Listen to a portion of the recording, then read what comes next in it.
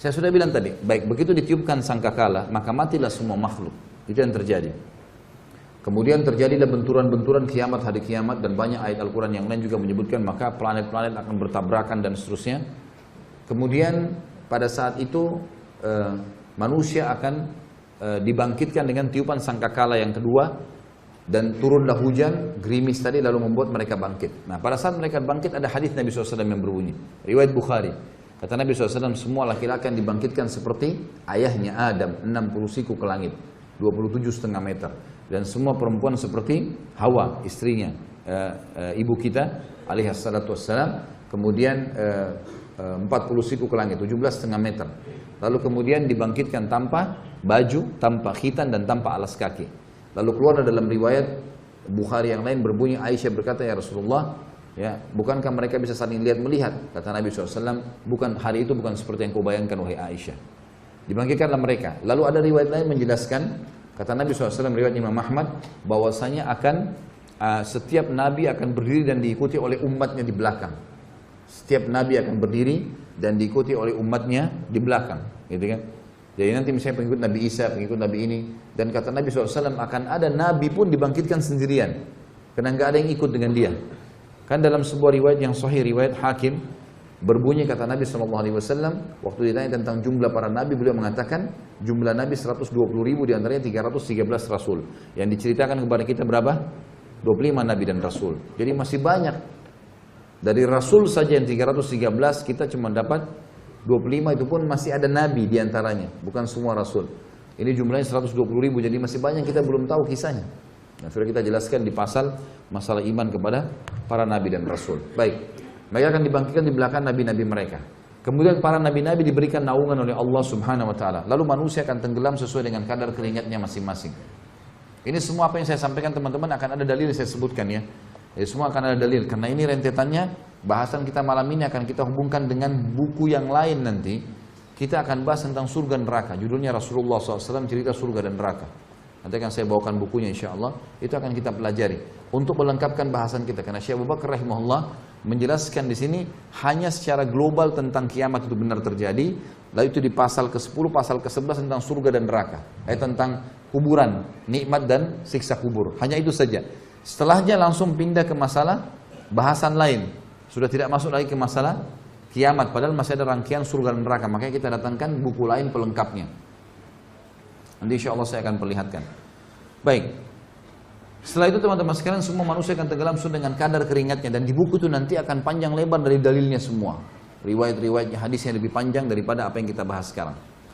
Kemudian pada saat itu manusia karena jenuh, maka ada di antara mereka yang datang kepada Adam alaihissalam, dan mereka mengatakan, wahai Adam, engkau ayah kami, engkau manusia pertama diciptakan. Lalu dipuji-pujilah Adam alaihissalam. Lalu mereka mengatakan, mintalah kepada Allah agar Allah datang mengadili kami. Karena Allah waktu itu lagi marah, murka, sebagaimana akan disebutkan nanti. Kan? Kata, datanglah agar Allah datang menghakimi kami ke surga atau ke neraka. Karena jenuhnya manusia pada saat itu, maka mereka berharap ke neraka pun ya, padahal neraka mereka belum tahu, lebih pedih daripada itu. Maka Adam alaihissalam berkata, saya tidak mampu, saya tidak bisa. Karena hari ini Tuhanku murka, belum pernah murka sebelumnya. Dari dosa-dosanya, banyaknya dosa-dosa yang terjadi, gitu kan? Maka saya tidak bisa memberikan apa-apa, nafsi, diriku sendiri, pergilah kepada Idris, Nabi yang kedua. Datang kepada Idris. Idris mengatakan juga sama, nafsi, saya nggak bisa. Pergilah kepada Hud, kepada Saleh, kepada Syuaib, dan seterusnya. Sampai tiba kepada Isa alaihissalam. Dan hampir semua Nabi ini menyebutkan kesalahan yang pernah terjadi. Lalu mereka mengatakan, saya tidak berani, cobalah ke fulan, sampai akhirnya tiba ke Isa alaihissalam. Dan kata Nabi SAW, Isa tidak menyebutkan kesalahannya alaihissalam. Dan kemudian dia pun mengatakan, cobalah ke Muhammad. Dan beliau mengatakan, apakah kalian tahu nanti bagaimana orang hari kiamat mengetahui, mengenalku siapa aku? Sehingga aku adalah pimpinan anak Adam. Maka para sahabat diam. Kata Nabi SAW, seperti inilah. Mereka akan datang kepadaku nanti dan mereka akan mengatakan, wahai Muhammad. Dan waktu itu suara orang terdengar seluruh mahsyar. Dengan kuasa Allah, orang semua akan dengar di mahsyar. Walaupun tidak ada mic, tidak ada apa, semua terdengar. Dengan kuasa Allah. Maka mereka mengatakan, wahai Muhammad, engkau Nabi terakhir. Dengan mula risalah ditutup kenabian dan engkau diutus untuk seluruh alam semesta. Jadi semua manusia yang belum pernah ketemu beliau pun mendengar, oh ternyata ini orangnya nih. Nabi Muhammad SAW, Nabi terakhir ini nih orangnya. Gitu kan? Maka mereka muji-muji, lalu mereka mengatakan, hai Muhammad, mintalah kepada Allah ya, agar datang menghakimi kami. Kata Nabi SAW, ana lahu, saya pemiliknya, saya pemiliknya. Lalu saya pun menuju ke singgasananya Allah, ke arsy-Nya Allah, kemudian saya sujud, ya. Dan Allah yang maha tinggi dan maha pemurah Azza wa Jal membukakan kepadaku puji-pujian, hamd, ya, yang tidak pernah dibukakan untuk orang sebelumnya, sebelum aku. Lalu aku pun sujud, Allahu a'lam berapa lama, kata Nabi SAW. Beliau sendiri tidak tahu. Beliau cuma mengatakan aku sujud sampai terdengar Allah Azza wa Jalla berkata, ya Muhammad irfa' ra'sak washfa' tushfa'. Hai Muhammad, angkat kepalamu, berikanlah syafaat, kau akan diterima syafaatmu. Maka Nabi SAW di situ mengeluarkan dua syafaat. Syafaat ammah, syafaat khassa. Syafaat ammah ini syafaat umum, agar Allah datang. Syafaat artinya pertolongan, ya. Pertolongan umum untuk semua manusia, makhluk, agar Allah datang mengadili. Syafaat yang khusus diberikan untuk orang beriman. Dan pada hari kiamat teman-teman semua dibangkitkan. Dari manusia, dari jin, dari hewan-hewan, dari tumbuh-tumbuhan, dari batu. Apa semua dikeluarkan sama Allah kembali. Dari mana dalilnya? Hadis tentang masalah sholat. Yang kata Nabi SAW, kalau seorang di antara kalian sholat di sebuah tempat, maka akan jadi saksi hari kiamat. Ini ulama mengatakan bukti bahwasanya akan keluar. Dibangkitkan, dikeluarkan oleh Allah SWT. Kemudian ada hadis Nabi SAW juga yang berbunyi, disebutkan juga oleh Ibnu Katsir dalam tafsirnya tentang masalah ini. Nanti Allah SWT akan membangkitkan hewan-hewan dan Allah akan menghakimi dua domba yang saling tanduk. Kenapa yang satu menanduk yang lainnya? Dengan kemahaadilannya, gitu kan? Tapi tentu teman-teman tidak usah ditanya hewan-hewan nanti kemana, Allahu a'lam, nggak ada dalilnya. Yang penting antum selamat. Nggak usah tanya macam-macam, gitu kan? Itu intinya. Tapi memang ada hadis menjelaskan ada unta yang menanduk, ditanya oleh Allah kenapa dia menanduk, gitu kan? Saking keadilan Allah SWT menyebar di mana-mana. Baik. Kemudian pada saat itu Allah SWT menghakimilah manusia. Didatangkanlah timbangan, dan timbangan ini memiliki lisan. Di dalam hadis dikatakan memiliki lisan yang akan memuji orang beriman dan akan menghardik orang-orang yang kafir, gitu kan? Ditimbanglah amal, dan timbangan tersebut datang dengan neraca keadilan. Neraca keadilan. Tidak akan pernah bisa menimbang, tidak akan menimbang kecuali amal. Sampai-sampai kata Nabi SAW akan datang seseorang yang badannya besar. Bayangkan kalau tinggi kita pada saat itu 60 siku ke langit. 27,5 meter. Dan Adam alaihissalam itu tingginya 27,5 meter, lebarnya itu 7 meter kurang lebih.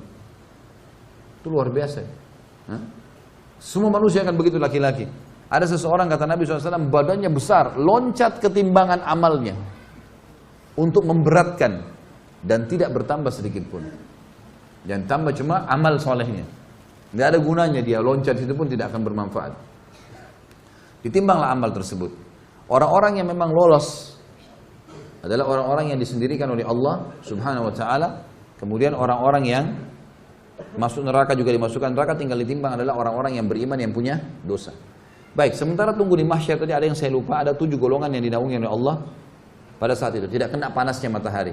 Yang pertama imam yang adil, ya, pemimpin yang adil. Ini selalu berbuat baik. Banyak ulama mengatakan di antaranya contoh Umar bin Khattab, ya, Abu Bakar, Utsman, Ali dan seterusnya yang datang setelah mereka memiliki keadilan. Sampai hari kiamat berlaku tentunya siapapun orang muslim yang memiliki keadilan dalam pemimpin. Yang kedua adalah seseorang yang hatinya terikat dengan masjid. Kata sebagian ulama hadis yang dimaksud adalah antara azan dan azan. Dia sibuk dengan itu. Azan ke masjid, pokoknya terikat diri dengan masjid. Rajulun mu'allaqun qalbu bil masajid namanya. Kemudian yang ketiga adalah dua orang yang saling mencintai karena Allah, berkumpul karenanya, berpisah karenanya. Dan ini disunnahkan teman-teman sekalian, kita saling mencintai karena Allah. Antum cari siapa di antara sesama jenis, laki-laki dan laki-laki, perempuan dan perempuan. Dia menyukai saudara muslim karena ibadahnya, karena luar biasa ibadah sholat malamnya, majelis ilmunya, segala macam. Dia datang dan sunnah mengatakan saya mencintai kamu karena Allah. Lalu dijadikan sebagai sahabatnya yang selalu dia komunikasi setiap hari, jadikan partner dimanapun dia pergi. Ini sunnah Nabi SAW. Makanya waktu beliau datang ke Madinah, beliau membangun asas negara ada 3. Ya, pertama bangun masjid Kuba dan Masjid Nabawi sebagai basis. Maka setiap orang yang mau membangun sebuah komunitas muslim harus ada masjidnya dulu.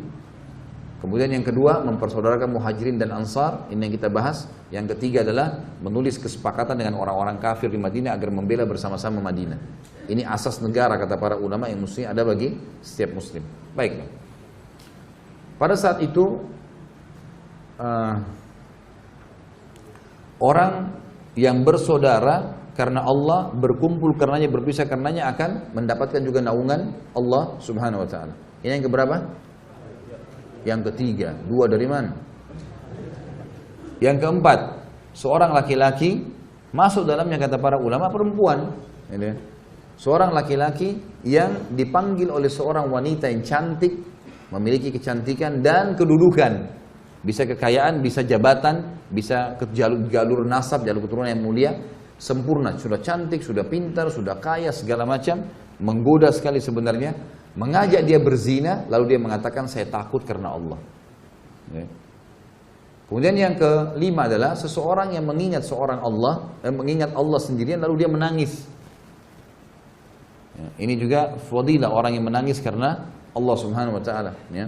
Makanya dalam hadis lain dikatakan tidak akan tersentuh api neraka dua mata yang menangis karena Allah. Jadi dia lagi sholat malam, dia ingat dosanya, dia bertobat sama Allah, dia ingin masuk surga, minta surga, dia ingin minta diberkahi, minta diselamatkan dan seterusnya. Ini adalah orang-orang yang jelas masuk di sini. Ya. Kemudian yang keenam adalah orang yang berinfak dengan infak atau sedekah yang dia keluarkan dengan tangan kanannya sampai tangan kirinya tidak tahu.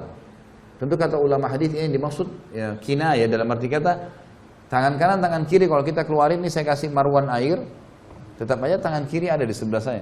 Tapi ini gambaran, artinya kalau tangan kirinya tidak tahu maksudnya adalah orang lain. Kalau tangan kiri tidak tahu apalagi orang lain. Saking dirahasiakannya dia. Sedekah itu dirahasiakan. Itu akan masuk sebagai orang yang dinaungi nanti. Jadi dia suka bersedekah. Ini fadilah orang yang bersedekah. Tapi dirahasiakan. Jangan baru sedekah 1.000 rupiah sudah satu kampung tahu. Nah, harusnya memang dirahasiakan, gitu kan. Ini sudah sumbang AC, oh si fulan sudah sumbang sekian, tidak perlu sebut. Urusan antum dengan Allah Subhanahu wa taala sudah selesai. Ya, amal baik sudah dicatat oleh malaikat. Tentu ada sekretarisnya Allah Subhanahu wa taala. Maka Anda kutip di sini ya. Ini artinya Allah Subhanahu wa taala menjadikan untuk kita penulis, sekretaris kita ini menulis semuanya amal-amal saleh kita. Yang terakhir yang ketujuh siapa yang tahu? Hah? Ada yang ingat? Hah? Pemuda yang tumbuh di jalan ketaatan kepada Allah. Ini sengaja saya terakhirkan teman-teman untuk antum paham. Jadi ternyata anak muda itu kalau dia dalam keadaan ketaatan kepada Allah punya fadilah. Kalau antum pernah melalui masa-masa ada dosa teman-teman sekalian, jangan wariskan ke anak-anak. Biarkan dia tumbuh dalam ketaatan. Kalau kita baru bisa baca Quran di umur 20 tahun, 25 tahun, 30 tahun, teman-teman, anak kita harus hafal Quran di 6 tahun. Target harus berubah.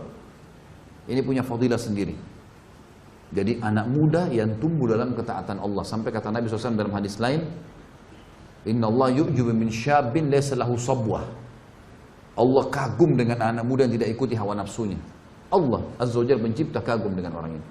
Dan anak muda, kata ulama, masuk dalam hitungan syariat 40 tahun ke bawah. Ada sebagian menyebutkan 50 tahun ke bawah, itu masuk semuanya dianggap anak muda, masih muda, di kalangan muda gitu. Makanya para nabi-nabi dinobatkan menjadi nabi umur berapa? 40 tahun, gitu kan? Puncak-puncaknya Nabi SAW mendapatkan kemenangan di umur 50 sampai 60 tahun. Karena fase kemenangan di mana? Di Madinah, 10 tahun terakhir. Nabi SAW meninggal umur 63 tahun kan? Jadi kalau kita mundur 10 tahun berarti umur 53 tahun tuh fase keemasan. Sampai 63 tahun beliau meninggal dunia. Kalau dalam ilmu tarbiyah disebutkan bahwasanya kejiwaan maksudnya, ya, tapi di dalam agama, pandangan agama ya, itu dibagi fase-fase semangatnya orang per 20 tahun. 20 tahun pertama itu puncaknya fase keemasan.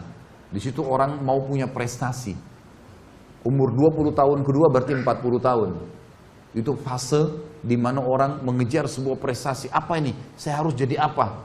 Yang ketiga fase 60 tahun. 20 tahun yang ketiga. Ini puncak-puncaknya juga orang mengejar.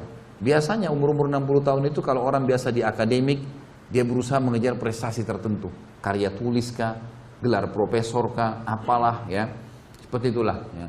Jadi dia mau pengen punya prestasi tertentu. Yang jelas teman-teman sekalian, di sini yang terakhir adalah anak muda. Dan bersyukurlah kita karena ada pendapat ulama yang mengatakan 50 tahun ke bawah. masih dihitung. Berarti dengan kita menjaga ketaatan pada Allah di umur-umur kita sekarang, insya Allah kita termasuk di dalamnya, gitu kan? Maka ini poin penting teman-teman sekalian. 7 orang ini dapat naungan Allah, di mana naungan tidak ada naungan kecuali naungan Allah pada saat itu. Baik, kita masuk ke masalah timbangan amal. Ditimbanglah amal-amal orang, timbanglah amal-amal orang, dan yang akan ditimbang hanya amal baik dan amal buruk. Yang sempat kita taubat darinya tidak ada timbangan tentunya, tapi tetap tercatat di buku amal kita. Orang pernah zina, orang pernah dusta, dia tahu ini pada saat ini, supaya ada bukti bahwa saya malaikat memang mencatatnya. Makanya Allah SWT pada saat mengatakan, A'udzubillahi minasyaitonirrajim, ma yalfidhu min qaulin illa ladaihi raqibun atid. Tidak ada satu huruf pun yang lewat dari mulut mereka, perbuatan mereka, kecuali akan dicatat oleh raqib dan raqibun atid. Raqib atid ini ada yang mengatakan adalah istilah bagi pengawasan, gitu kan. Ada juga yang mengatakan nama malaikat, tapi ini istilah bagi pengawasan, gitu. Baik, ini menandakan bahwasanya semua akan tercatat, semua akan tercatat. Tapi yang ditimbang nanti sebagai dosa adalah yang tidak sempat dia taubat. Makanya Nabi SAW mengatakan, saya bertobat kepada Allah sehari 70 sampai 100 kali. Kata sebagian ulama hadis, kalau orang bertobat kepada Allah sehari 100 kali, kalau Allah dengan kemahamurahannya mau memaafkan satu taubat, satu istighfar itu, satu dosa, maka 100 dosa kita bersih. Dan umumnya manusia tidak mengerjakan 100 dosa dalam sehari. Ini pendapat tentunya, ya, pendapat. Maka ini kemuliaan, artinya alhamdulillah Allah mudahkan kita mendapatkan kemudahan memahami seperti ini. Baik. Kemudian setelah itu, setelah di timbangan amal, kalau yang lebih berat walaupun sedikit amalnya, maka akan mendapatkan kelolosan pahala. Maksudnya lolos masuk surga. Baik. Ada sebuah hukum di sini. Kalau seandainya seseorang ditimbang amalnya hari kiamat, lalu dia sudah lolos. Ini ulama mengatakan orang yang sudah lolos dari timbangan amalnya, dia akan diberikan kesempatan memberikan syafaat. Jadi yang dimaksud dengan syafaat mukminin, syafaat orang-orang beriman. Kapan mereka memberikan syafaat? Pada saat timbangan amalnya sudah lolos. Jadi misal seseorang punya 200 pahala, dia punya anggaplah 2000 pahala, dia punya dosa 1000. Sekarang otomatis 2000 dengan 1000 lolos kan? Dia punya berapa lebih? 1000 lebih. Nah, sebagian ulama, saya bilang di sini sebagian, mereka mengatakan bahwasanya orang ini bisa memberikan syafaat 1000 pahala kepada orang yang dia suka. Saudaranya kah, kerabatnya kah, mungkin ada lagi timbang amal butuh 900 dikasih sama dia. Tapi bukan berarti pahalanya dikasih ya. Enggak. Allah dengan kemahamurahannya karena dia punya lebih 1000, dia boleh memberikan nilai 1000 kepada orang, tapi tidak dikurangi pahala dia. Bukan ini yang dikasih ke dia, enggak. Karena ini nanti akan menentukan derajat di surga. Kita masuk surga dengan rahmat Allah, tapi menentukan derajat di surga adalah amal-amal kita kan. Jadi nilainya, kita ada lebih 1000, Allah kasih. Nah, karena kau punya lebih 1000, kau boleh tolong orang 1000. Silakan, 1000 pahala juga. Punya 10.000 ya 10.000, punya 100.000 ya 100.000, punya 1.000.000 ya 1.000.000. Sampai kata Nabi SAW akan datang nanti seseorang hari kiamat memberikan syafaat sampai seperti satu suku Mudar. Suku Mudar ini suku induknya orang-orang Arab, jumlahnya jutaan orang di bawahnya. Nanti ada satu orang kata Nabi SAW hari kiamat ya, akan memberikan syafaat sampai seperti suku Mudar. Saking banyaknya pahalanya dia, ditimbang dosanya sedikit, lolos. Maka dia akan berikan syafaat, si fulan kasih sekian, si fulan kasih sekian, si fulan lolos. Nah, itu juga akan kita ulangi nanti riwayatnya insya Allah pada saat bahas tentang buku Rasulullah SAW cerita surga neraka. Berikut riwayat-riwayatnya di buku mana, siapa yang riwayatkan, nomor hadisnya dan seterusnya. Baik, pada saat itu diberikanlah syafaat-syafaat, pertolongan-pertolongan, dan tidak akan masuk neraka kecuali orang yang betul-betul luar biasa. Beberapa kejadian besar di timbangan adalah diantaranya ada namanya hadis bitaqah dalam hadis Bukhari. Hadis kartu. Kartu di sini maksudnya adalah bitaqah, bahasa Arab orang bilang kartu, seperti kotak kartu dan seterusnya. Kata Nabi SAW nanti akan datang seseorang membawa pahala membawa dosa bergulung-gulung. Dosanya banyak sekali. Waktu ditimbang amal solehnya langsung kalah. Lebih berat dosanya. Dia sudah tahu dia akan masuk neraka. Dosanya banyak sekali. Gak mungkin selamat sudah. Lebih berat dosanya daripada pahalanya. Maka kata Nabi SAW, Allah berfirman kepada dia, berkata kepada hambanya ini, karena ada hadis yang berbunyi, pada saat kita ditimbang amal teman-teman sekalian, kata Nabi SAW dalam hadis sahih, Tidak ada seorang pun di antara kalian kecuali dia akan berbicara dengan Tuhannya berdua tanpa ada penterjemah. Allah akan bilang, kamu begini, kamu begini, kamu begini. Dengan seluruh bahasa. Allah yang ciptakan semua bahasa. Maka akan diajak ngomong berdua oleh Allah SWT. Kamu begini, kamu begini. Nanti akan datang orang dosanya banyak sekali. Dan ini disoroti karena memang hadisnya mulia. Memberikan berita gembira bagi orang yang beriman gitu kan. Maka kata Allah SWT, apakah ada amal kamu yang bisa mengalahkan dosamu sebanyak ini? Kata dia, ya Allah, amal apa lagi? Setelah ini semua, nggak ada lagi amal. Ini amal sudah ditimbang. Ini. Kata Allah SWT, coba ingat-ingat. Dia bilang, tidak ada ya Allah, sudah nggak ada. Lalu dikeluarkanlah bitaqah itu. Kotak atau kartu tadi. Tertulis, la ilaha illallah. Tidak ada Tuhan yang berhak disembah kecuali Allah, yang dia ikhlas menjaga. Sebagian ulama mengatakan orang ini tidak buat syirik. Tetap dia ahli tauhid, mempertahankan keesaan Allah, tapi dia punya dosa-dosa lain. Mungkin dia berzina, mungkin dia dusta, mungkin. Tapi ini tauhidnya nggak tercoreng. Karena kalau syirik tidak masuk dalam hadis ini. Terbukti dalam surah An-Nisa Allah mengatakan, A'udzubillahi minasyaitonir rajim, innallaha la yaghfiru an yushraka bih wa yaghfiru ma duna dzalika liman yasha. Allah tidak akan mengampuni orang yang berbuat syirik, tapi Allah mengampuni dosa selain daripada syirik. Nah, berarti ini tidak masuk di sini syirik. Berarti dia, kata ulama hadis, dia adalah muwahhid. Orang ini memang mengesahkan Allah. Tidak pernah ke dukun, tidak pernah minta-minta ke kuburan, tidak pernah segala macam. Ini syirik nggak ada. Dia betul-betul murni dosa, tapi dosa yang dia akui sebagai kesalahan. Maka didatangkanlah bitaqah tersebut, lalu ditimbang, ditimbangan pahalanya, tiba-tiba menjadi lebih berat daripada dosanya, dan semua dosanya akan terlempar. Maka lolos dia masuk dalam surga. Maka dalam sebuah hadis Bukhari Muslim juga pernah Nabi SAW bagi duduk di dalam sebuah kebun, kemudian datang sahabat Nabi Abu Musa al-Asy'ari lalu mengatakan, ya Rasulullah, gitu kan, saya datang untuk menjaga anda. Kata Nabi SAW, telah sampai kepada saya berita, Allah mengatakan, ya, siapapun yang di dalam hatinya sebesar biji sawi, siapa yang mengucapkan la ilaha illallah tulus dari hatinya, dia pasti masuk surga.